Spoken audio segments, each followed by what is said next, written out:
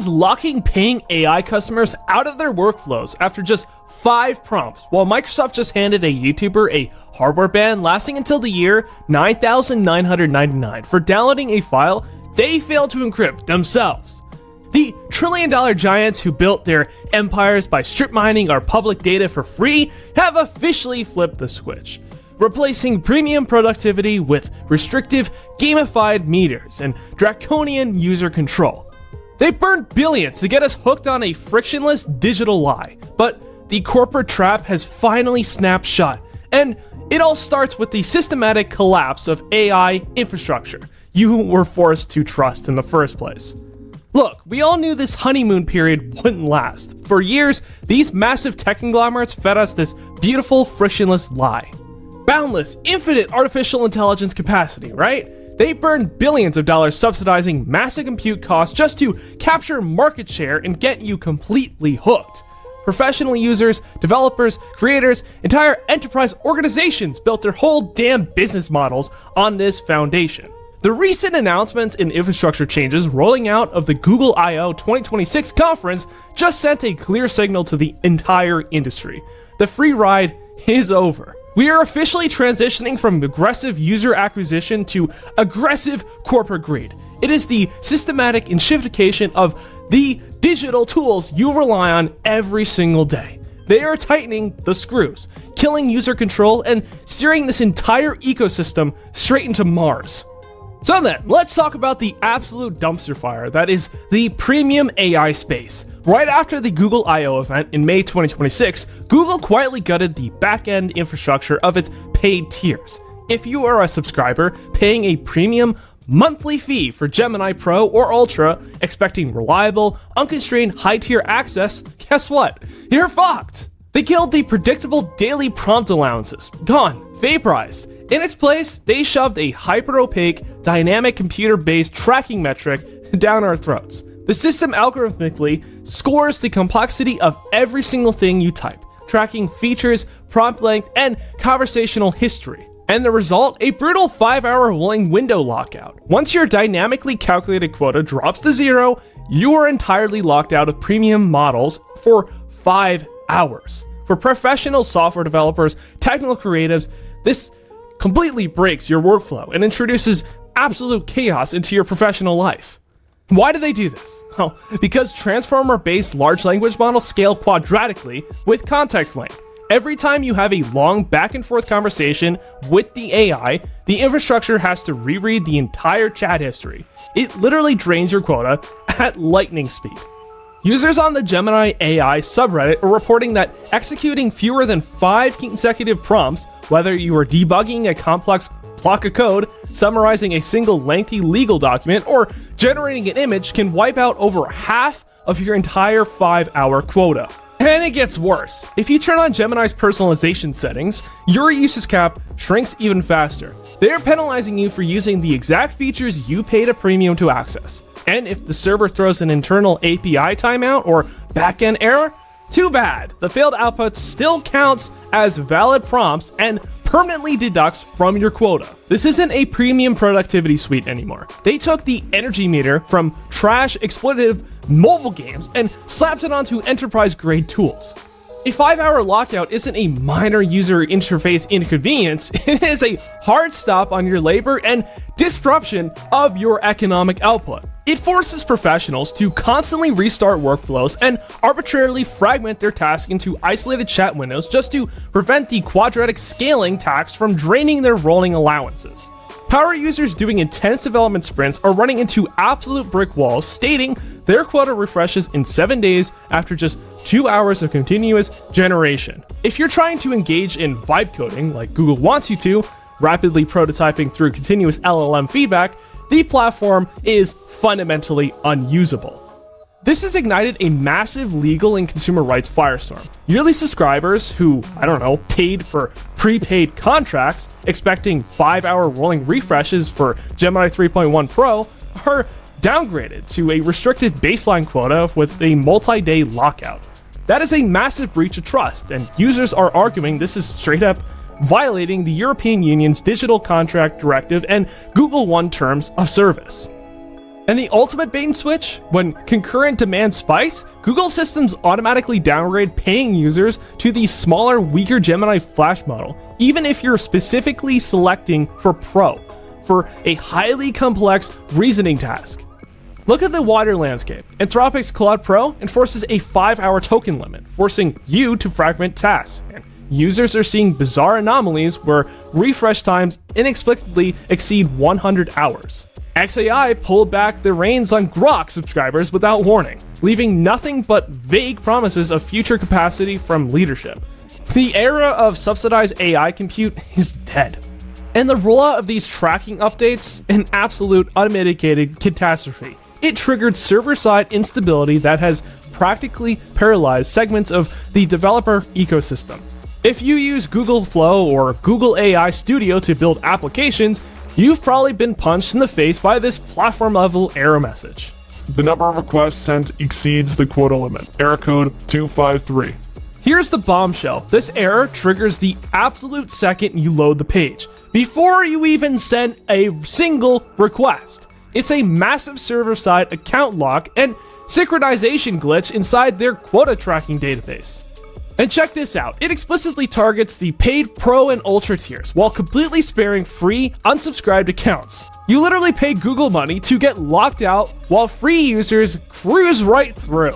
Clearing your browser cache, incognito mode, disconnecting the anti-gravity integration, none of that works. It's completely broken on their end. Combined with the unstable anti-gravity 2.0 update, entire creative teams and engineering departments are facing total workflow paralysis, desperately begging community managers on the Google AI Developers Forum for manual quota resets that never materialize. Users are reduced to aggressively refreshing the page, hoping to bypass the blockade. It's pathetic. So then, what's the play?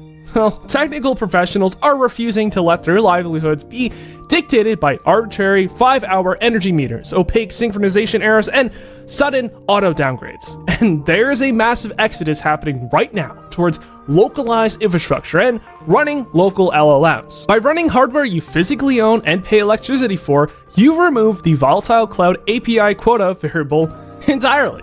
Developers who previously used Gemini to write system prompts for discrete models are taking those prompts and spinning up independent custom agents on localized hardware.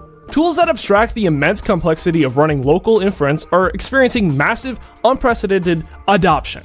The typical workflow for a modern developer seeking digital autonomy no longer involves praying that Google's backend servers will honor their paid subscriptions.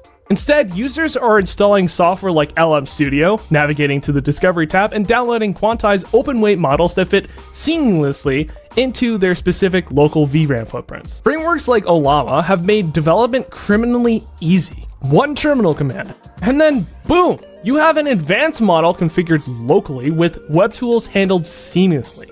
Best of all, absolute data privacy. Your proprietary code and sensitive documents will never be sucked up as training data by cloud providers. The open-weight ecosystem in 2026 is moving at terminal velocity. Developers are enthusiastically running models like Qwen 3.5 35B, Qwen 3.5 27B, and GLM 47 Flash locally. These localized models offer reasoning capability that match or completely destroy the heavily throttled, auto-downgraded junk corporate APIs are feeding us. If you have robust hardware, say a setup featuring over 100 gigabytes of VRAM, allowing for the execution of massive models like Minimax M2.5 or Qwen 3.5 122B, A10B, whatever the fuck, you get limitless generation and infinitely long context windows, constrained only by physical memory. Power users are pairing backend execution engines like llama.cpp or VLLM with separate front-end interfaces like OpenWeb UI, granting them a level of flexibility that Google AI Studio completely fails to provide. Big tech's and shitification accidentally catalyzed the democratization of open-source artificial intelligence. But let's talk about the absolute height of corporate hypocrisy. Alphabet tightly restricts compute for paying developers under the guise of resource constraints, right? Yet, they have no problem deploying their vast, subsidized AI infrastructure to extract uncompensated economic value from the creator economy. They are actively trying to transition YouTube from a user-driven content retrieval system into a guided, AI-generated viewing experience that cannibalizes the very independent creators that populated and sustained the network for years. Enter the aggressive expansion of the Gemini-powered Ask YouTube feature, announced right before the Google I/O 2026 conference. For premium users in the United States, this tool fundamentally alters the foundational search paradigm of the internet's dominant video platform. Historically, video search returned a list of algorithmic links that required a user to evaluate a thumbnail, click the link, and watch the video for context, and subsequently generate ad revenue for the creator. Sounds fair, right? Wrong. Not anymore. When a viewer submits a complex query like how to change the oil on a 2019 Subaru Outback or creator reviews of cozy games, the Gemini integration actively scrapes the underlying long-form videos and shorts feeds in real time. It then synthesizes an AI-generated text summary directly on the search page, letting the user ask conventional follow-up questions to pinpoint information without even initializing a standard video view. Google CEO straight up stated the goal is to make information much more digestible and easier to navigate. Translation, that's corporate speak for completely bypassing the creator's carefully structured narrative, skipping introductions, skipping sponsor reads, and jumping straight into a sterile 10-second micro segment. The narrative tie-in to the broader enshittification is glaring. Big tech strictly limits compute for paying users, yet freely expends immense power to strip mine the content of video creators for free. The objective is simple: keep the user captive within the Google ecosystem, retain maximum engagement, and starve independent content producers of their analytics and revenue. YouTube processes billions of queries daily, and the traditional search-to-click mechanism is the primary economic engine for creator discovery. By deploying an AI interface that satisfies user intent without requiring a click-through, YouTube is severing the economic lifeline of its workforce. If users consume only an AI snippet, the algorithmic signals that drive creator success fundamentally collapse. This is the exact same extractive playbook they use with AI overviews in standard web search, which absolutely devastated outbound traffic into independent websites. Now, they are weaponizing it against video. They view the labor of producing evergreen content, tutorials, deep dives, reviews, and explanatory journalism as nothing more than raw data to be ingested by Gemini. And of course, YouTube's own help pages include a disclaimer saying that these AI answers might hallucinate, be inaccurate, or shouldn't be relied upon for medical, legal, or financial advice.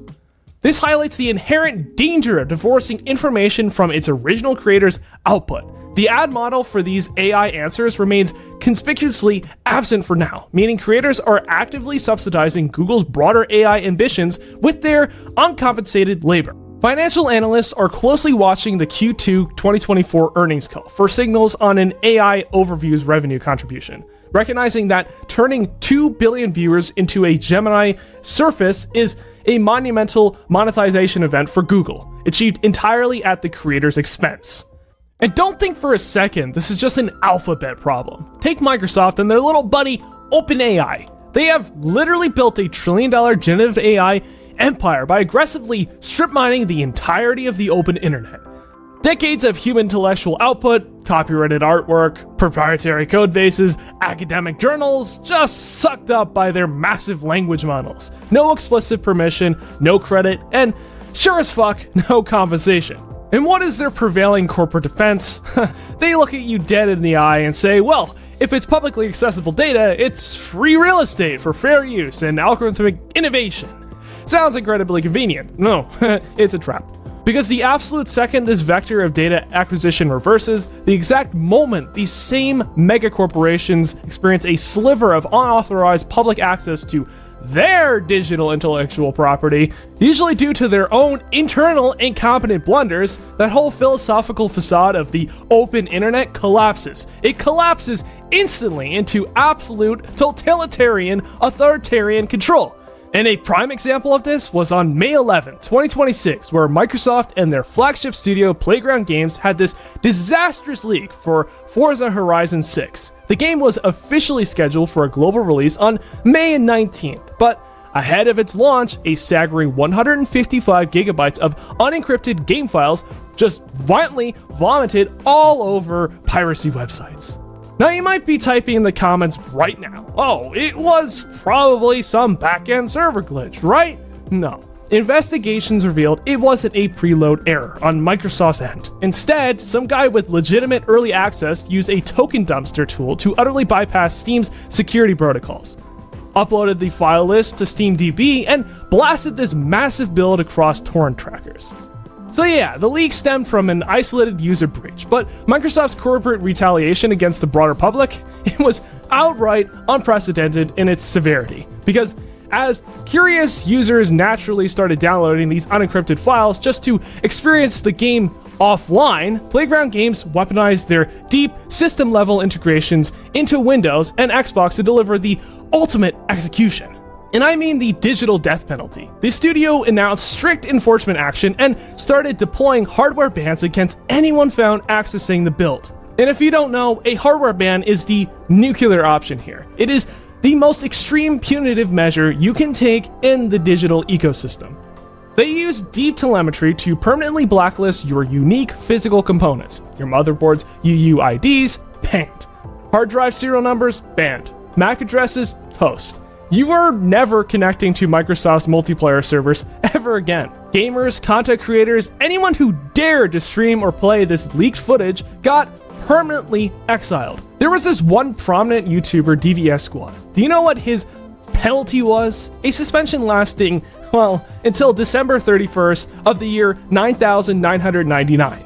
Do you see the jaw-dropping asymmetry of power here? Corporate logic dictates a strictly one-way flow of data entitlement. Microsoft's AI divisions feel like they can vacuum up literally the life's work of independent creators. Their executives stand up on stage and laud it's a necessary step towards artificial general intelligence. This extraction is structurally protected.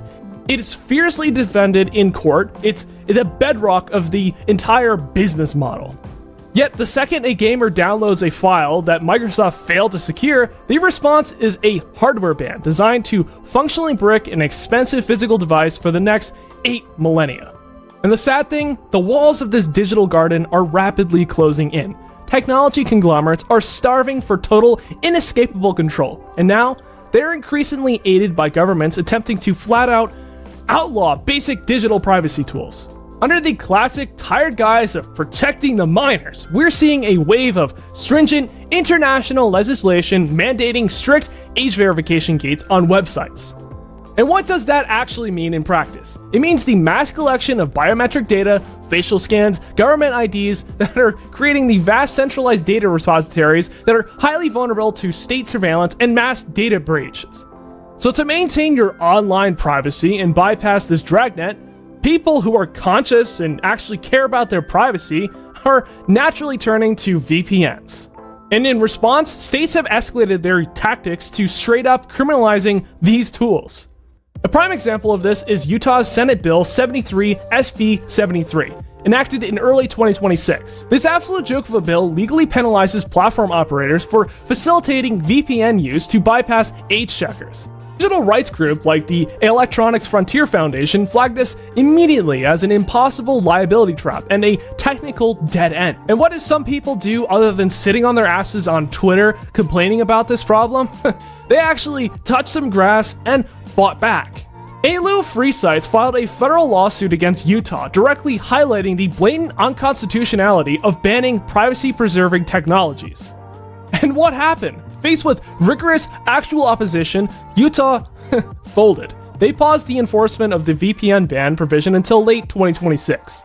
This marks a localized victory against the broader fight against corporate enshittification. And the sad thing is they'll never stop. So that means reclaiming your digital autonomy now means utilizing encrypted networks, self-hosting open-weight AI tools, and legally challenging these unconstitutional mandates. So don't get fucked by the system, fight the system.